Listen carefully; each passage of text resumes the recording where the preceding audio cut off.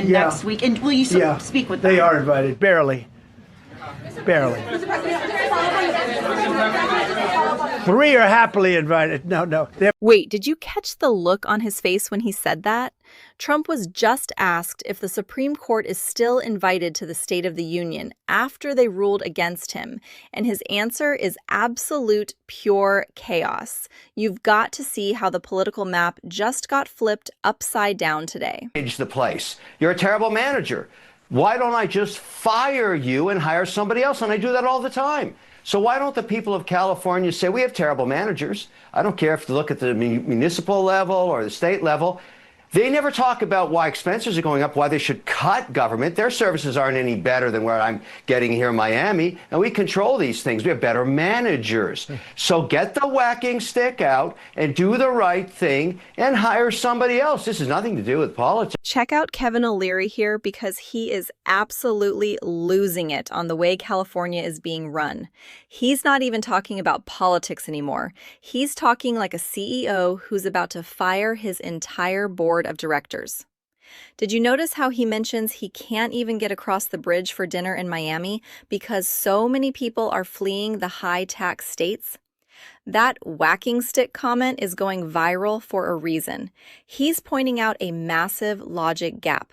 If your revenue is going down because people are leaving and your expenses are still skyrocketing, any normal business would be bankrupt by now. It's wild to see someone with his level of financial background just lay it out so bluntly, calling the leadership terrible managers instead of just politicians. You can tell this isn't just a debate for him. It's a math problem that isn't adding up. Look at the host's face when he says he'd fire the CEO immediately. This is the energy people are gravitating toward right now. The kinds of things that some did last year. I mean, there's just no dignity if you have paddles, if you are yelling and saying those kind of things. I mean, you can agree or disagree on things, but if you're going to show up, just do it with dignity because, really need to respect the office. And now they're doing like a counter programming.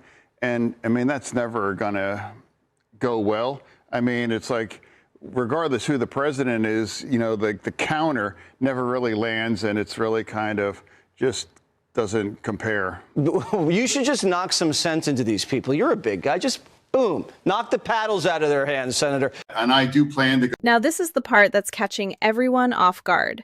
John Fetterman is actually sounding like the adult in the room here.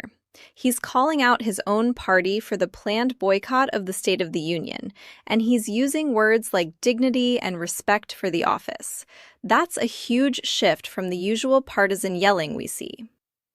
When he mentions the paddles and the shouting from last year, he's basically telling his colleagues to grow up. It's fascinating to watch him break rank like this. He's essentially saying that you don't have to like the guy in the chair, but you have to respect the chair itself. For a guy who was seen as a radical progressive just a year ago, he's morphing into this old-school institutionalist right before our eyes. Did you see his hands when he talked about knocking sense into people? He's clearly frustrated with the performance art side of politics. It's a rare moment of someone actually trying to lower the temperature in D.C. Pandemic-era loan programs that were broadly defrauded, and it was widely reported that about $200 billion, as much as $200 billion, could have been fraudulently gained out of the $1.2 trillion that went out for small business lending. So it's breathtaking. What's even worse is the Biden administration swept it under the rug, started forgiving those fraudulent loans. We're going back and saying that will not stand. We're going to have accountability. There's going to be restitution and jail time for people who defraud hardworking taxpayers. This part is actually sickening if you think about the numbers. We are talking about $200 billion with a B that was just straight up defrauded during the pandemic. The SBA administrator isn't holding back here, calling it breathtaking. When she says the previous administration tried to sweep it under the rug and even started forgiving those fraudulent loans, it really highlights why taxpayers are so frustrated. Look at the scale they're talking about. Over $8 billion in fraud just in Minnesota alone. It's not just small mistakes, it's systematic theft. She's promising jail time and restitution, but you have to wonder how much of that money is already long gone. It's wild that while the headlines are focused on tariff checks for $1,700, there's a massive hole in the bucket where billions are just leaking out to criminals. This is the kind of detail that usually gets buried in a 24-hour news cycle, but when you see the SBA actually admitting the scale of the failure, it's a total game changer for the accountability narrative. Are we getting refund checks for the $9 billion the Somalis stole? Because when there's fraud on my credit card, American Express pays me back. Are we getting refund checks for Bidenomics? The average family paid thousands of dollars more a year. Should I check the mailbox? We spent hundreds of billions on migrants, their hotels, health care, phones. I want a refund. Are California taxpayers going to get the $24 billion back? Jesse Watters is leaning hard into the "where's my refund" logic here, and it's a brilliant rhetorical pivot. If Newsom wants refunds for tariffs, Watters is asking for refunds for the $9 billion he says was stolen by fraudsters, or the billions spent on migrant hotels.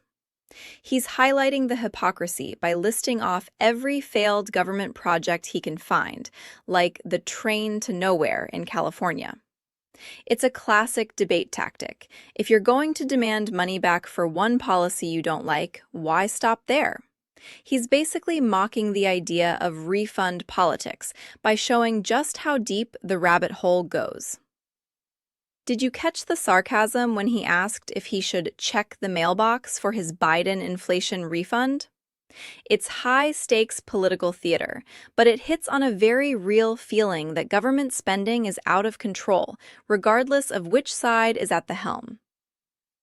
It's that expert friend vibe where he's just sitting there pointing out the obvious flaws in the logic of sending out tariff dividend checks. He had a tantrum today, and he decided to tax you all again across the board, 10% across the board under some new authority. He's unhinged.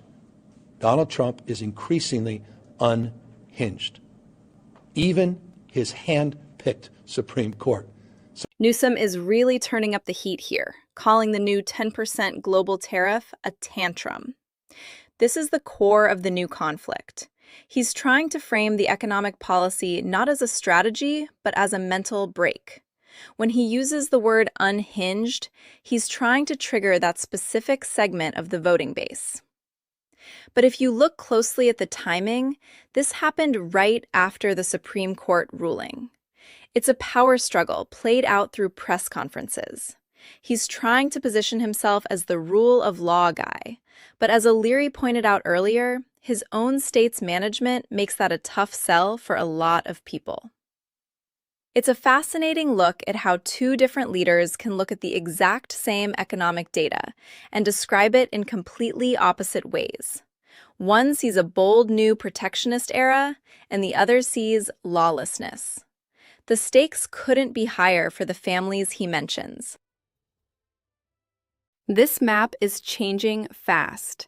If you want to stay ahead of the next major move, hit that follow button. See you in the next one.